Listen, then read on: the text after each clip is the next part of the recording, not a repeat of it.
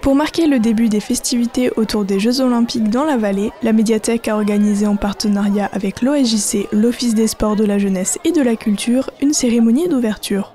Le 23 mai après-midi, cortèges, animations et discours se sont succédés. Les associations sportives de la vallée ont répondu présents pour participer à ce moment de convivialité et de découverte.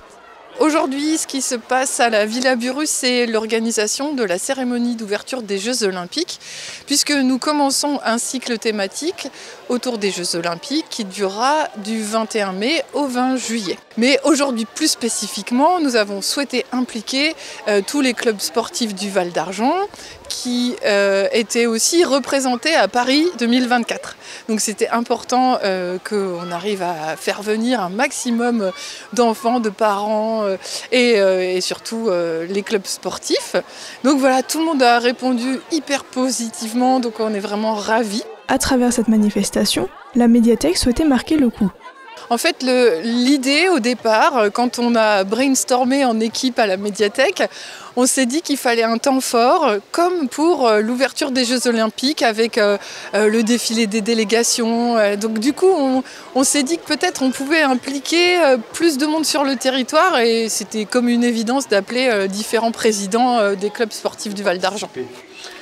Mesdames et messieurs, chers enfants, je déclare ouverts les Jeux Olympiques de la médiathèque, célébrant la première Olympiade de notre ère. Parmi les sportifs présents, les clubs de foot de Lièvre et de Sainte-Croix-aux-Mines, le judo club, le vélo club, le basket du Cercle Saint-Nicolas, le club de handball, l'athlétique club, la gym L'Ancienne de Sainte-Marie-aux-Mines, le badminton du centre socioculturel, le tennis club Les Valtrotteurs et l'haltérophilie représentée par Isabelle Abbassi. Au total, environ 200 personnes, tant sportives que non sportives, ont participé à cet événement. Aujourd'hui, tout le monde pouvait venir. Il y avait une invitation lancée à toute la population. Il y a pas mal de papis. Il y a les jeunes et les papis qui sont là. Ceux qui sont actifs, malheureusement, sont au travail. Mais c'est ouvert à tous, bien évidemment. Et c'est une façon pour nous de faire découvrir les différents clubs et de montrer que dans la vallée, il y a une offre énorme et à des coûts vraiment très intéressants. La bourse aux minéraux qui va se dérouler dans quelques semaines nous permet de récolter des fonds qui permettent aux associations de réduire les coûts pour chaque enfant. Et ça, c'est un effort qui est fait par les cadres des différentes associations. C'est un bel effort. Prochainement, l'OSJC va s'agrandir et changer de dimension. Et il se trouve que c'est organisé par la médiathèque et les partenaires, le partenaire principal, on va dire ça comme ça, c'est l'Office des sports, de la jeunesse et de la culture, dont je suis président effectivement, et qui va, dès le mois prochain, changer, on va dire, de structure, changer de dimension, et passer de la dimension locale, ville de Sainte-Marie-aux-Mines, à la dimension vallée.